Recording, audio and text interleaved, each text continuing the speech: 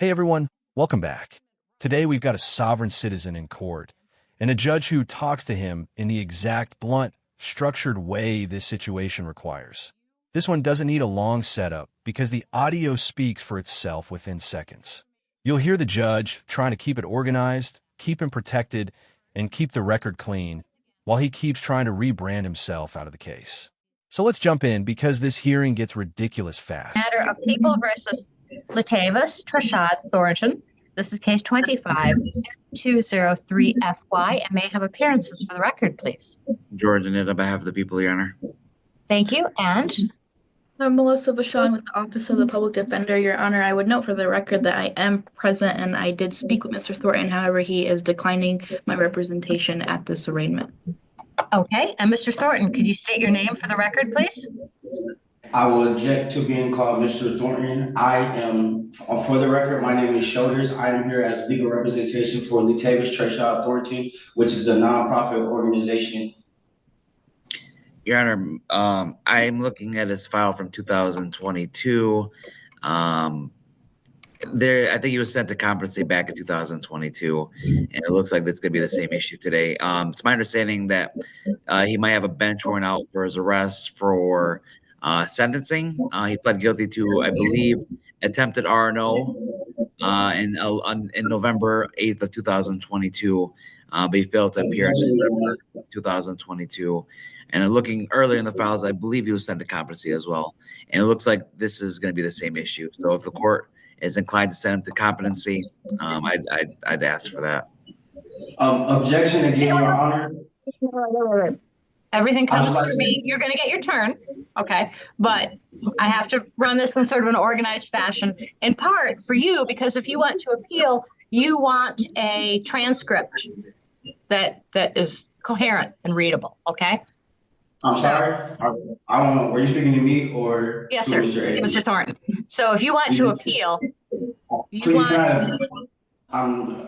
I just want the record to be correct, and there was no objection. There was no objection to the statement that I made about Mr. Thornton, about Latavis Trashad Thornton being a nonprofit organization, and I was just objecting the points that the attorney prosecutor made. Okay.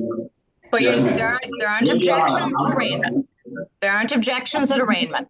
And I am going to call you Mr. Thornton because that is the name that you have been identified as, and that is the name the charges are under. No, Mr. Thornton. So, I mean, the other option is to call you defendant, which is true. You are the person defending yourself, but that sounds kind of rude. So I'd rather call you Mr. Thornton. Honestly, calling him defendant might sound harsh, but it would also be completely accurate, and accuracy matters more than feelings in a courtroom. They've already tried the whole call me by my real name routine, and it never changes the paperwork or the charges. The judge is doing what good judges do, keeping the language respectful while still keeping the process real. Because at arraignment, this isn't about personal branding. It's about making sure the record matches the case. So I want to make sure that we treat you with as much respect. Here's why we have this hearing. You have, under the Constitution, a Sixth Amendment right to know the charges against you. So we have this hearing for that reason. So I want to make sure that you get all of your rights and know everything that is available to know about this case right now so you can defend yourself. That's the whole purpose today. Give you the information you need so you can defend yourself with or without counsel as you wish, okay? We're going to do 5 things this afternoon.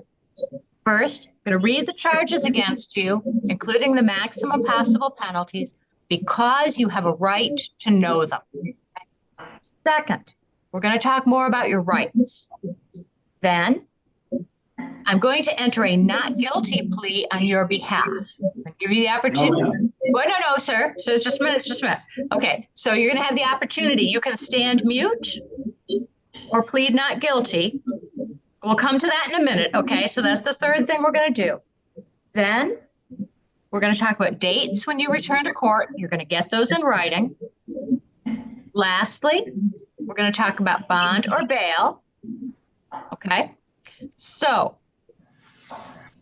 Can I please ask? because here's the thing.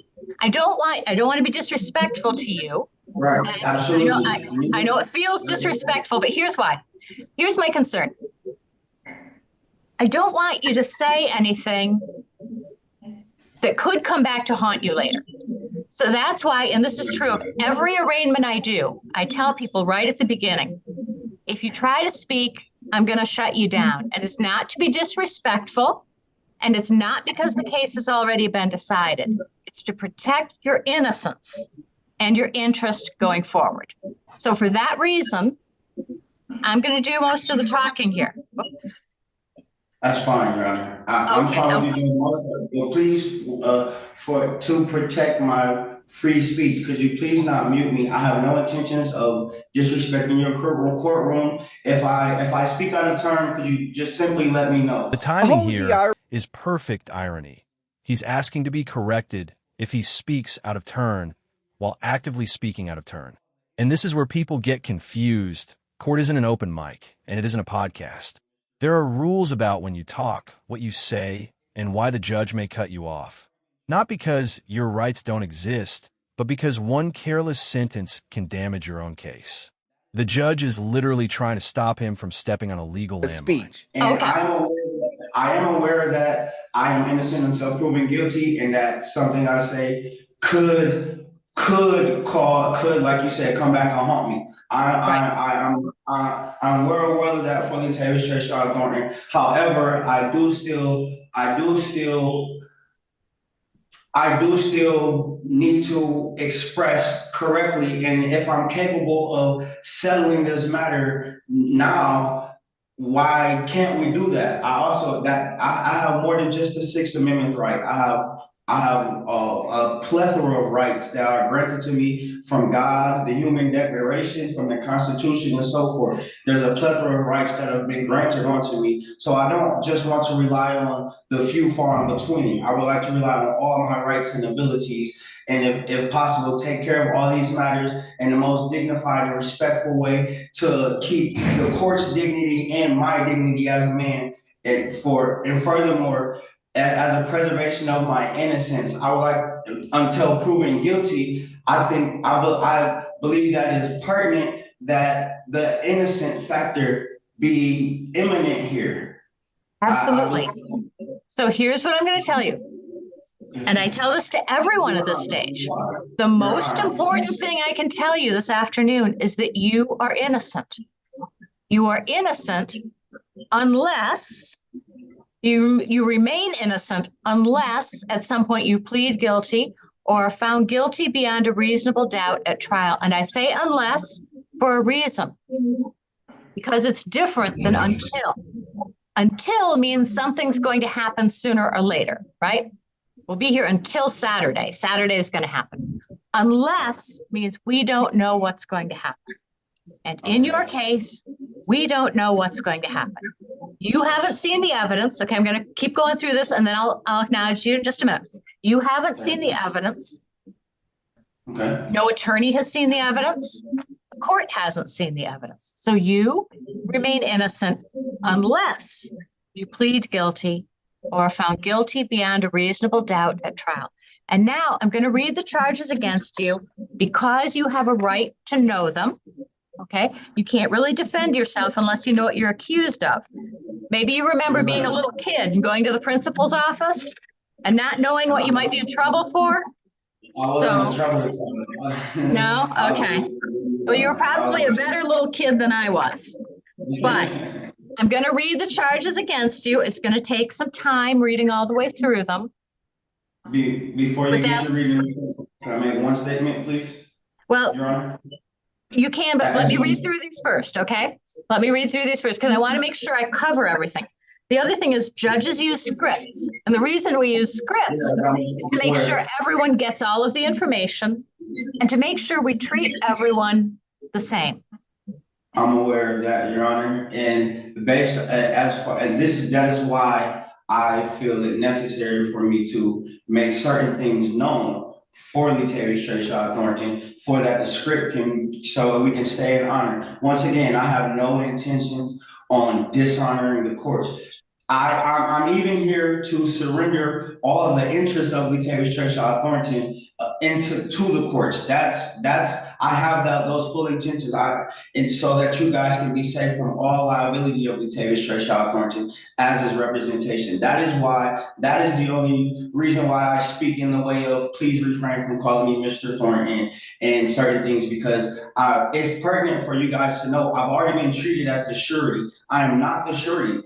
I'm really shoulders. Like, if you guys meet my people, you will find out I'm really shoulders. Yes. The people who know him best might call him shoulders, but it's not because the identity story is convincing. It's because the logic is falling apart in real time. The whole, I'm not the person, I'm the representative of the person, angle always collapses the moment the judge brings it back to the file. Courts deal in records, charges, and jurisdiction, not self-made titles.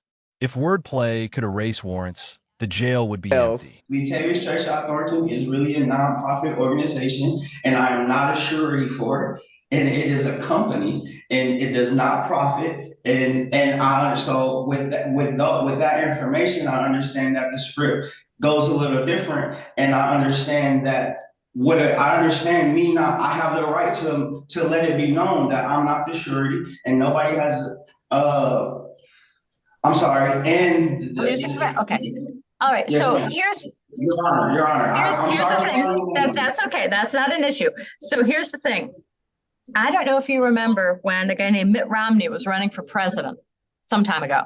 And he said, and he really upset people with this, he said, corporations are people, my friend.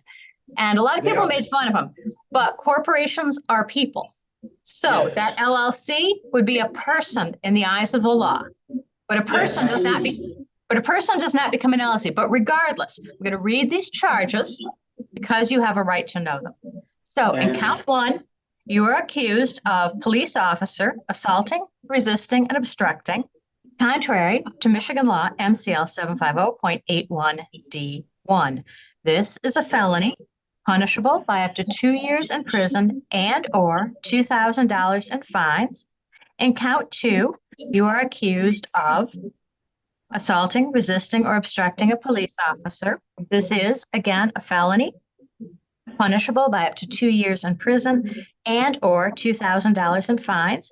Lastly, in count 3, you are accused of, again, assaulting, resisting, or obstructing a police officer.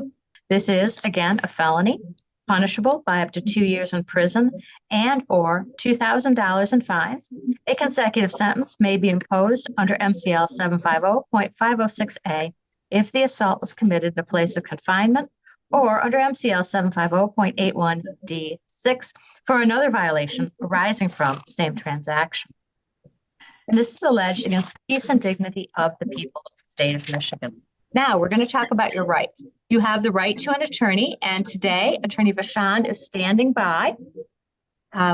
If you can't afford an attorney, the court will provide one for you, and we have superb public defenders in this court. That said, you can hire any attorney you wish. You would have to pay them, but you could choose whomever you wish.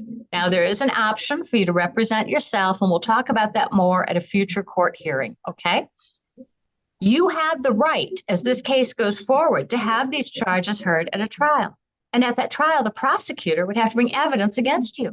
You could question that evidence, and you could question any witnesses the prosecutor called.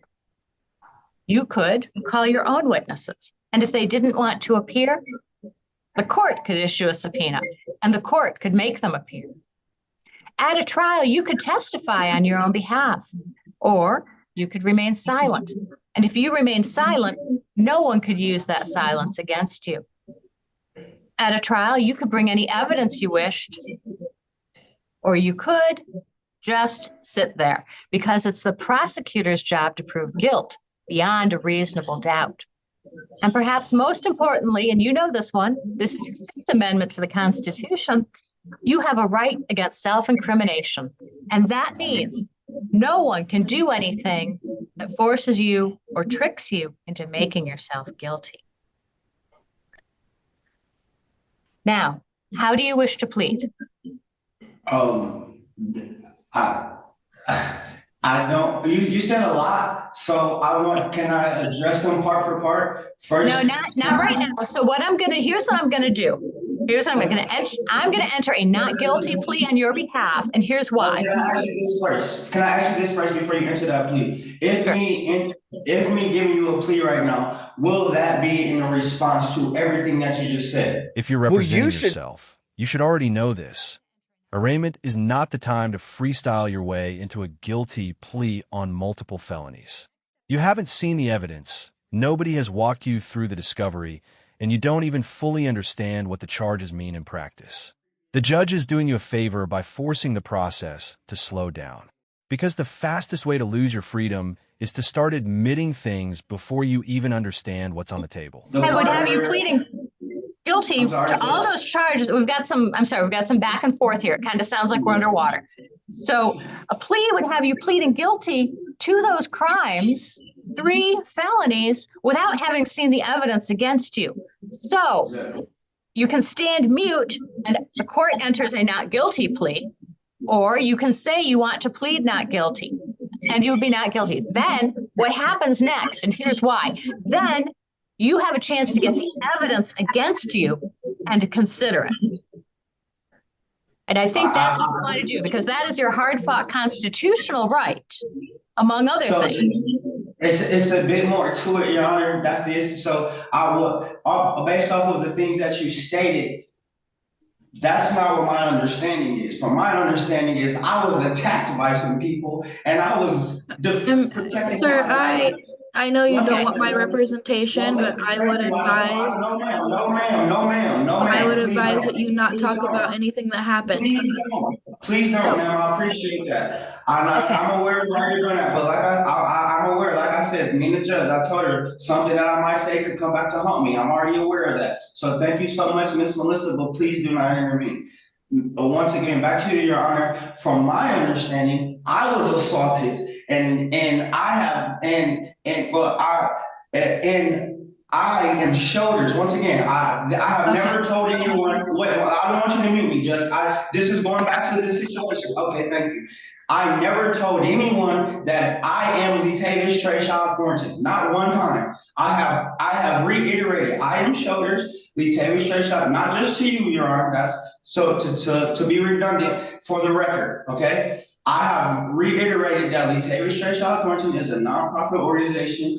I am not a surety. I am shoulders. I am appointed to be an administrator for Latavius Trayshawn Thornton. No, that's why I'm here, but not a surety for Latavius Trayshawn Thornton. Furthermore, Your Honor, my understanding is I was attacked and assaulted, and I'm not sure if I could let that be known to you so that we can make that case come about, because I would like to seek forward that using the evidence from all the evidence that they have gathered. I would like to use it in my assault case against East Lansing Police Department and its agencies. Okay, so we have a couple different options here. First, the court is going to enter a not guilty plea on your behalf, so you can pursue that at a hearing where we can bring in evidence and that sort of thing, okay? Secondly, you have other options. You can also, you could investigate a civil suit against the City of East Lansing Police Department. There's a police oversight commission. So those are still available to you. Right now, I'm going to enter a not guilty plea so you can get the evidence to proceed. All right. Now, next up, we have some dates when you're going to return to court. And let me just pull those up here. Okay, go ahead. Yes, I just wanted to speak on my previous court history and let you know why it may look the way it looks. Okay, no, here's the thing. I'm going to ask you to not say anything because I don't want to accidentally become biased. Gotcha. So, all right, so here are the dates. All right, you're going to come back for a probable cause conference at 8:30 a.m. March 21st. Now you're going to get this in writing, okay? 8:30, March 21st, and a preliminary exam. You're going to get this in writing too at 9 a.m. March 27th. Now, My best advice would be to speak with Attorney Vachon because she can explain how you pursue those things. Now, we're going to move on for a moment. It kind of broke up at the end. I didn't hear what you said. I'm sorry. Okay, we're going to move on to bond or bail. So would you like to be released on bond or bail? Could you explain the difference to me, please? Your Honor, I was gonna ask for a bond. People Okay. have, We're going to let Mr. Anid go first. All right, Mr. Anid. the people are looking at MCL 765.6, some of the factors to Now you're consider. cutting out. I'm sorry, go ahead. If he says something like that, would it make you biased? Couldn't you be speaking to make you biased right Well, now? I'm going to come back to you in just a minute, okay? Okay, no problem. All right, Mr. Nid, I'm sorry you were cutting out, but please. Your Honor, the people are looking at some of the factors to consider bond. The people are asking for at least a $25,000 cash surety and GPS tether if he does post bond. We're looking at the seriousness of the offense charge, the protection of the public, the previous criminal record, and the dangers of the person accused, the probability or improbability of the person accused appearing at trial of the cause. All those factors are not in favor of the defendant, Your Honor.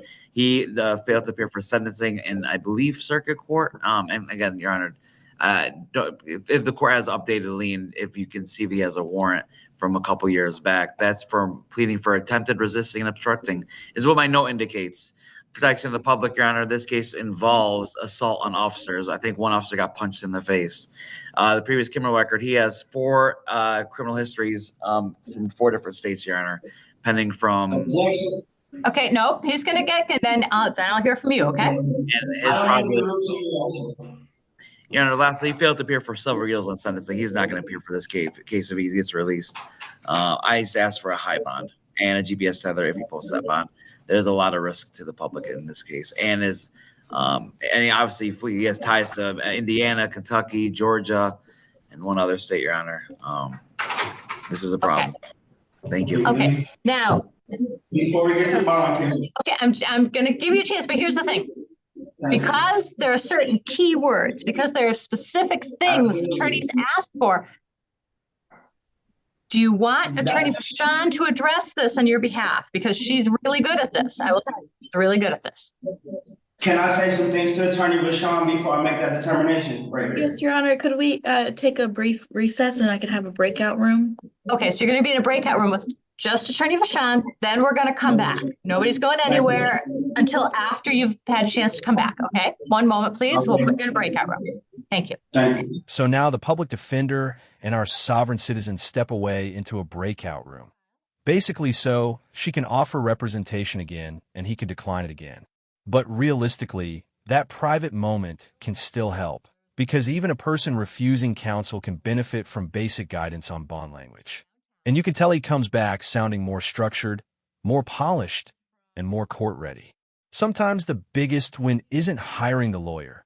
It's hearing the right phrases before you talk yourself into a worse outcome.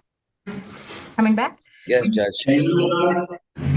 Okay, so I'm going to start with, Mr. Nid has spoken. I'm going to start with Attorney Vachon. Attorney Vachon, anything from the breakout room? No, Your Honor. The defendant will speak for himself. Whoa. Okay. Sir, please proceed. Okay, Your Honor. Thank you. Mr. Thornton is not a flight risk he has multiple properties in the Michigan and the Lansing area that keeps him here. Also, he has a lot of things he do here. He's a coach for 4th grade, 5th grade, 6th grade basketball teams, and they play year round. He's also a mentor to young children and to people who have had traumatic situations. They call on a daily. He's a counselor to the community and to the public. Furthermore, he's not a danger to the community or based off of his innocence, and he's not a threat to anyone in the society. He is actually beneficial Mr. Thornton is actually a beneficial role in the community, and kids and multiple different areas of people, they look up to Mr. Thornton and they will attest to his character as an upstanding, nonviolent, peaceful individual who brings smiles and love to the community. And he once again, may I reiterate, it's not a flight risk. Yes, he has ties to other places, but those ties are not as pertinent as to the ties of where he originally was born and reside and has grown as a part of this community and in a very effective way. Okay, thank you. That's very well said. Sounds like Mr. Thornton really has a lot of good qualities. Absolutely. Okay, so I am looking at the file and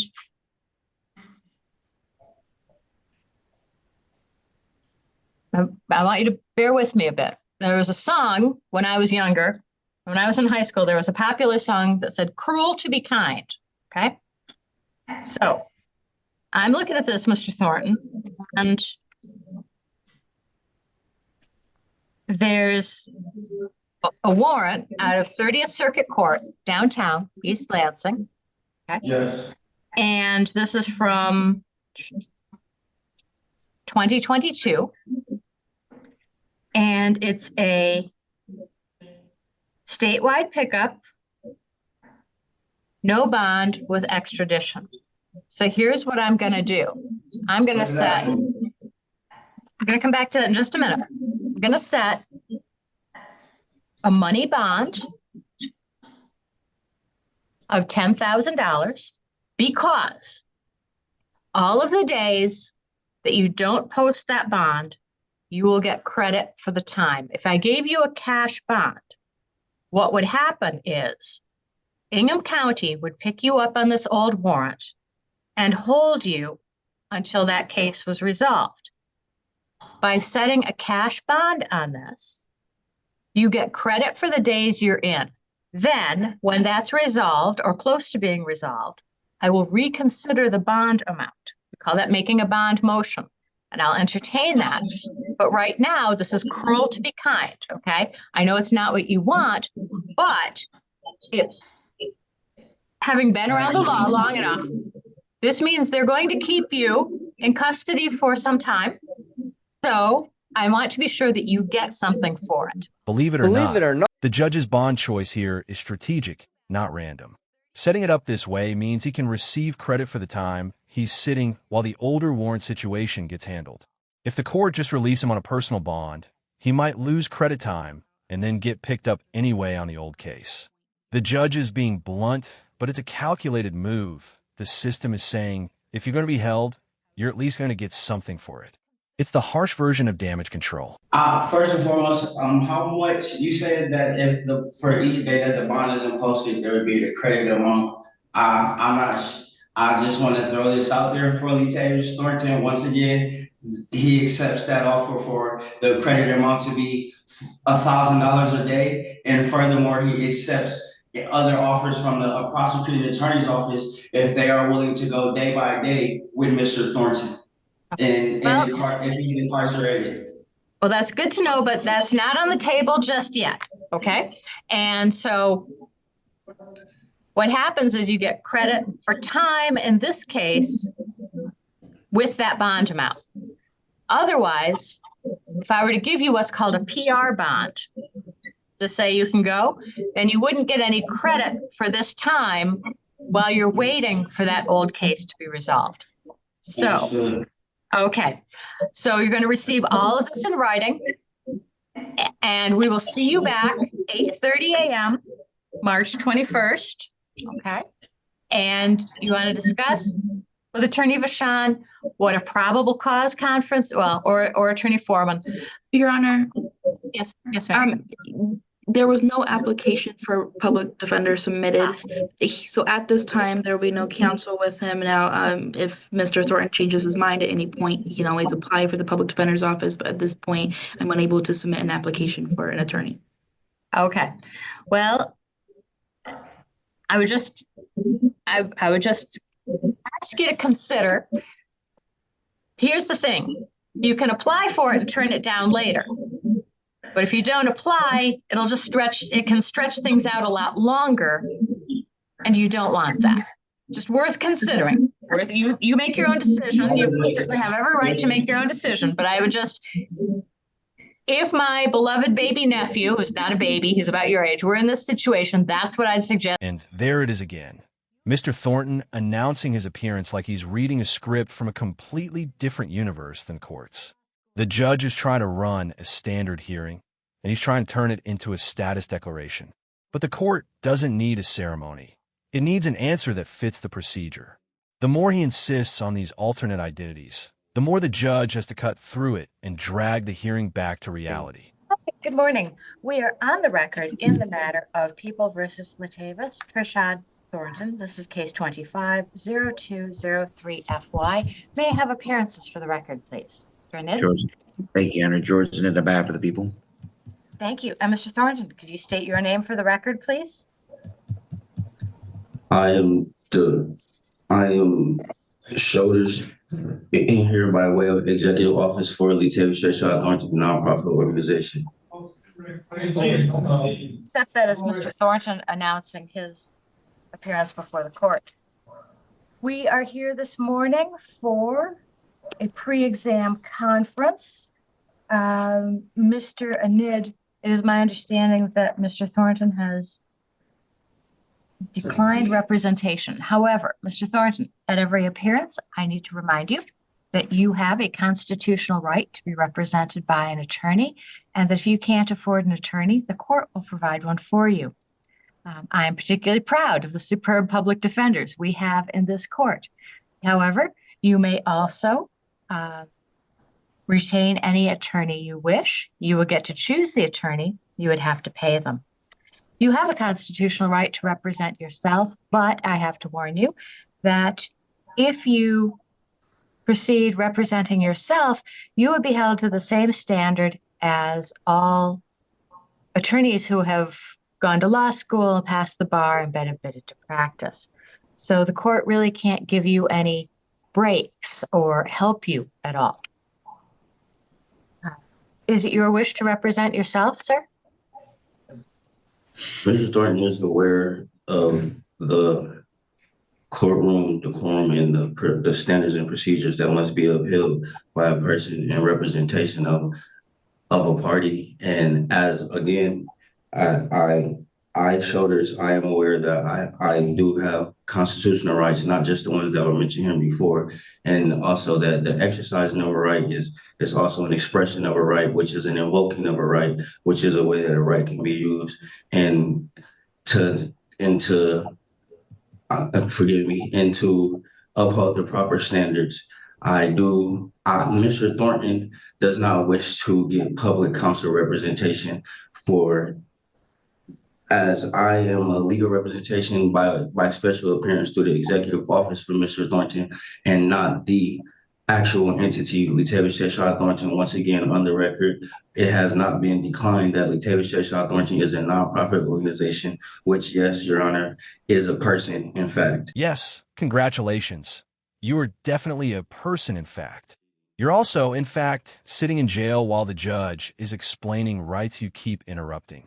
This is the core issue. He's talking like he's in control of the process, but he's not.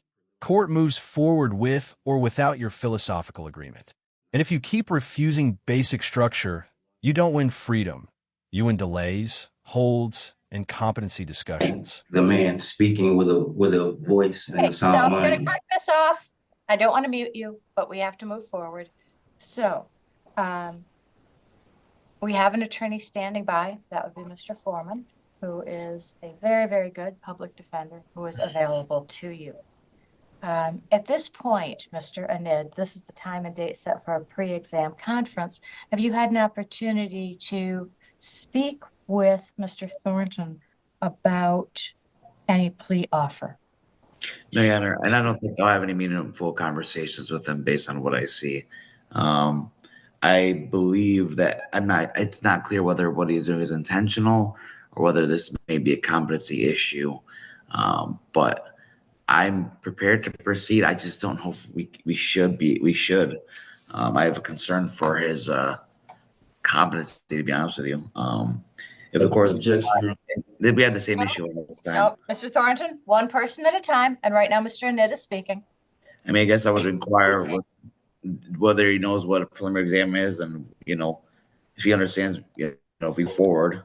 if he's gonna know what to do. I mean, I believe I have to look at the court rules. I've never dealt with this issue, but I think having standby counsel would be something that would be needed to advise him. I'll look into all that, but I just don't know if he's gonna know what a preliminary exam is. I believe this may just be a competency issue. I don't know, Your Honor. Okay, so actually that's a good question. So Mr. Thornton, I'm going to ask you, what is a preliminary exam? Well, before I address that, may I address No, it to sir. you? No, we're gonna focus our answers here. What is a preliminary exam? Your Honor. I'm going to give you Your one Honor. chance to answer. What is a preliminary exam? Court proceeding.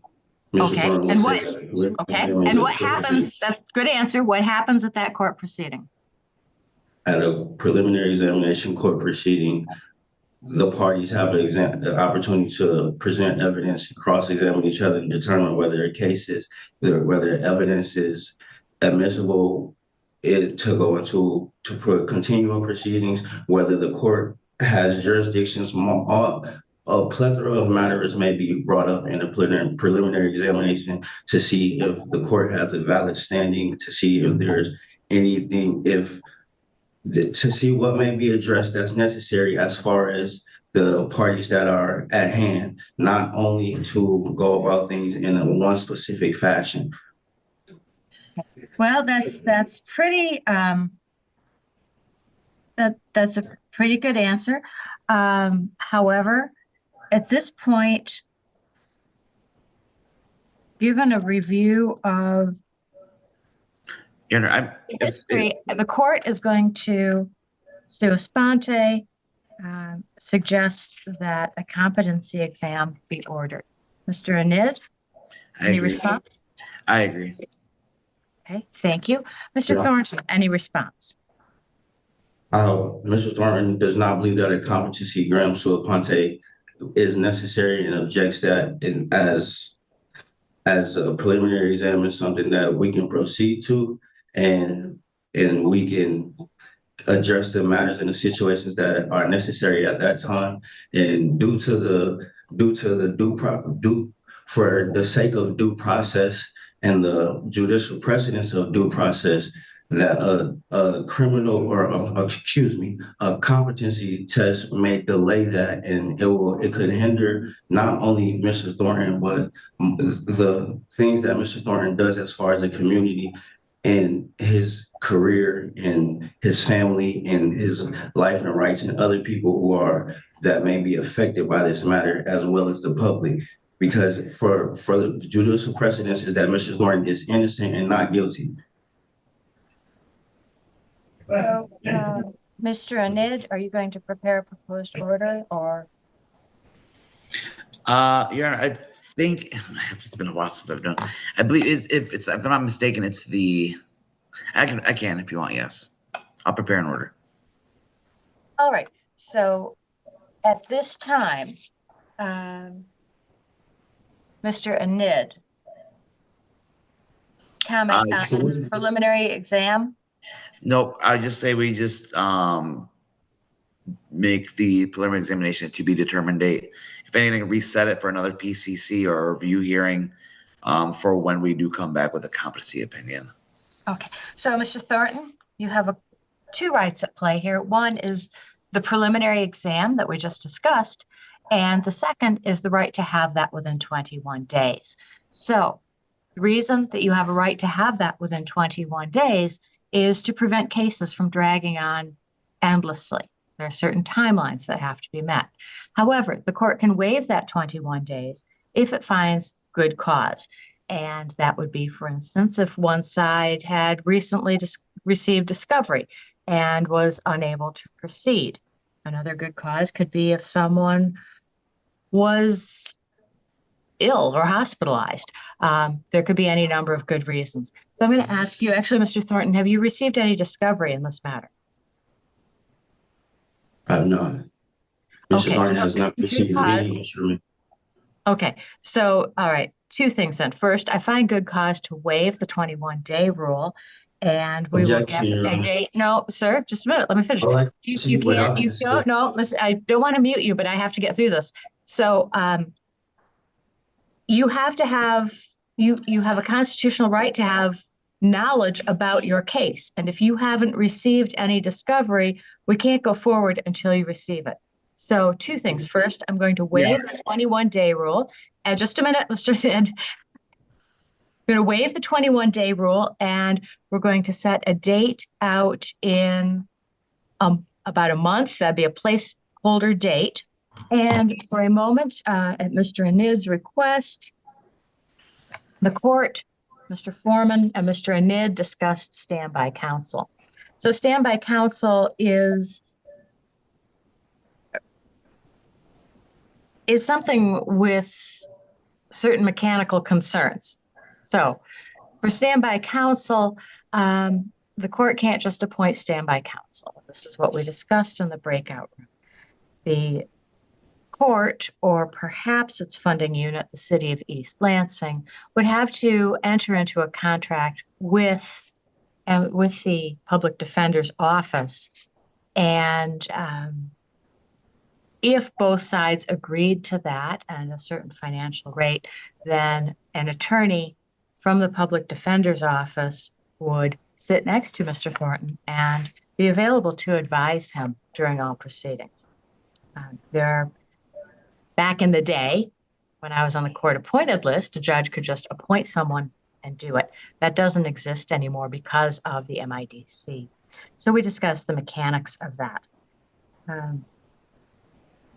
The court is going to make a formal discovery request on behalf of Mr. Thornton. So, Mr. Thornton, you should receive at the jail, or if you post bond, at the address we have on record, all of the materials that a defense attorney would receive that the prosecutor has. At this point, Mr. Anid would like to speak with Mr. Thornton and perhaps see if a plea deal is possible. So, Mr. Thornton, you never have to accept a plea deal, but it's worth listening for two reasons. First, there may be something there that you can reach an agreement on. You have a constitutional right to have these charges heard at a trial. Sometimes you can make a bargain, something that is worth giving up your right for a trial, for instance, a lesser charge, a lighter sentence, or both. The other side is you kind of want to know what the prosecutor's thinking about the case. So as a defense attorney, I always wanted to hear what the plea offer was. Even if my client was absolutely not going to take it, it gave me some insight into where the prosecutor was interested in going with the case. Again, you were never required to accept a plea bargain. At this point, because you are representing yourself, I'm going to allow you to converse with Mr. Anid, recognizing that you do not have discovery materials, so I do not expect this court to accept a plea bargain today. All right. We're going to put you both in a breakout room, and when you're done, the court will be ready. Thank you. The prosecutor and the defendant go into a breakout room to discuss a plea, and the real story is the prosecutor's face when he returns. You can practically see the exhaustion, because this isn't a normal negotiation.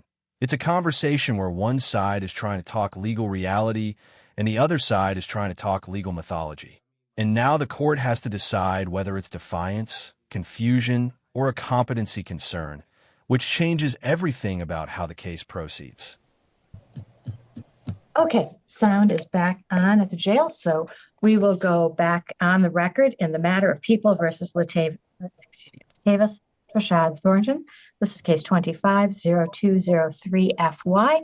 Mr. Anid, prosecutor, and Mr. Thornton, representing himself, have met in a breakout room. So first, because the prosecutor has burden of proof, I'm going to ask Mr. Anid first, then Mr. Thornton, I'll ask you. So Mr. Anid, anything from the breakout room that you'd like to report? Yes, I just want to make sure Mr. Thornton is there because I don't see him on here. Oh, I see him. Okay. Can you hear me? Okay. Yep. So we discussed. Yep. We discussed a little bit of as much as we could. I believe based on my discussions with him, I don't believe this is a competency issue. I believe this is more of the what Mr. Thornton kind of described earlier. So the plan, I think we both agreed on, is we're asking for another probable cause conference. I'm gonna somehow figure out how to provide him discovery, the complaint, the information, all the charging documents that we have. We're gonna come back. In the meantime, I'm gonna do my due diligence to speak with our office to see how we're gonna go forward with this. Because I know it's my understanding he wants to represent himself. That is his right. I believe based on the questions that you asked earlier, he answered them pretty fairly, Your Honor. I just want to make sure we got all ducks in order. I discussed a misdemeanor offer potentially with them, but also discussed that I encourage him to get a public defender. All these things I think we're going to discuss at the next probable cause conference.